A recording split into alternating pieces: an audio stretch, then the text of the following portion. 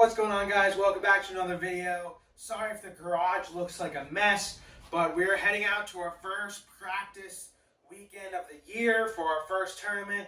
So that's next weekend.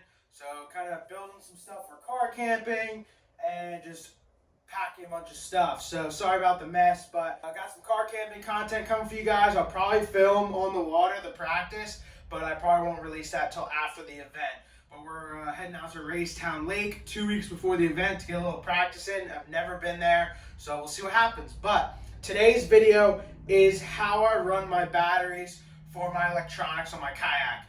Last year I ran one Garmin 93SV plus livescope, so the black box.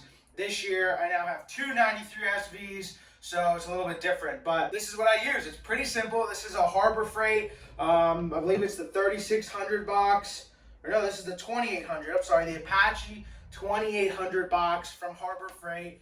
And it's pretty simple. Now, if you know Fluke Master, big kayak guy, he did a removable live scope setup. He used something similar to this, where he had the black box for the live scope, and then he ran a cable. You can watch his video, but if you guys are looking to rig black boxes, removable, you could do something similar to him. I know he didn't have the battery in the case, but you could also use a little like 10 amp hour battery, 12 volt in here, and have the black box in here. You probably need the next size up, but besides that, that's just another, if you're trying to do a removable live scope. Mine's inside my kayak.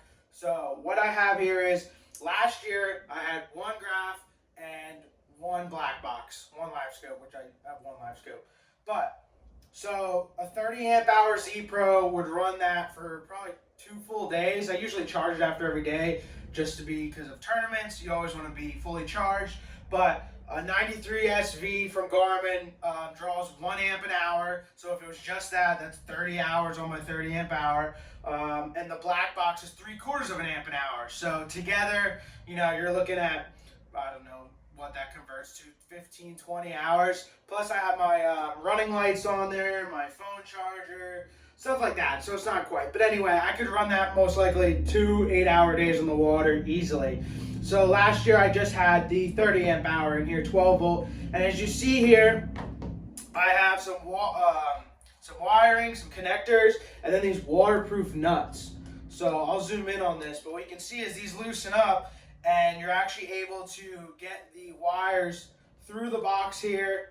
There's a nut on the back side. It pretty much just makes them fully waterproof, and then you can tighten them up, and it condenses on that wire. Now, you put them through and then add the connections to your battery. So if you want to take it fully out, you have to then cut your connections off your wire. But when the wire without any connections, feed it up through, and then tighten these nuts down, and it makes it fully waterproof. And then I have a plug here off Amazon. I'll have everything linked down below on my Amazon link, and you can see exactly what I used. But then what I did was I have a plug right here, and then I had the running lights, the Garmin graph, and the black box all going to the other end of this plug right inside the hatch here. So all I did was come in the morning, this was shut, fully waterproof, plug it in, good to go, ready to go. So as you see now, I have 2 plugs coming out. So now adding a second 93SV, I was trying to figure out how I wanted to run it, if I wanted to keep the black box and one graph here, and then the secondary graph on the smaller battery and such. A couple different ways. They say apparently that if you run your black box for your live scope separately from your battery for your graphs, that it makes a difference with clarity. I have a pretty easy picture when it was on the same, and now that they're separate, I don't really notice a whole lot of difference. But getting into that, so I added the same thing, another plug, the smaller 12 volt 10 amp hour battery from Z Pro. They fit both in here, nice and snug, waterproof. Now this one again is just running my black box for my live scope. So 3/4 of an amp an hour, 10 amp hours. So again, 13, 14 hours out of this battery with just your black box. Now the 12 volt 30 amp hour. So what this has now is my running lights, my phone charger, and both graphs. So each graph is an amp an hour, so that's 2 amps an hour.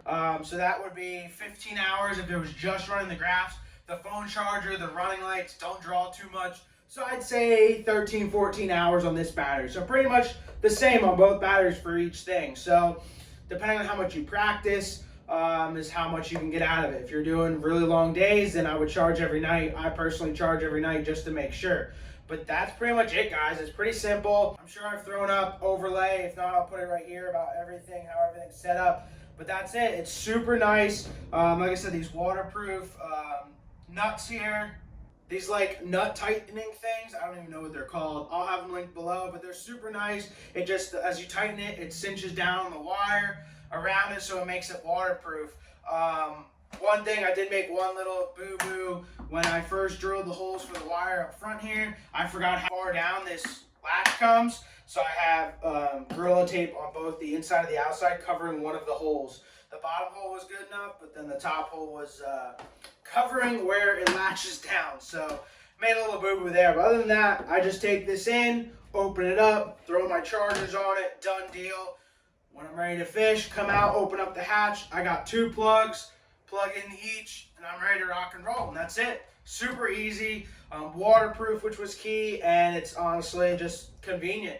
Easy to charge and just pull that out every time. So that's how I run my electronics on my Old Town Sportsman 120 PDL. So if you guys have any other questions, comment down below. Like I said, I'll have everything linked in my Amazon that I can. If not, I'll link it over to the Harbor Freight store. So hope you guys enjoyed. If you have any questions, drop them down below, and we'll see you in the next episode. Peace.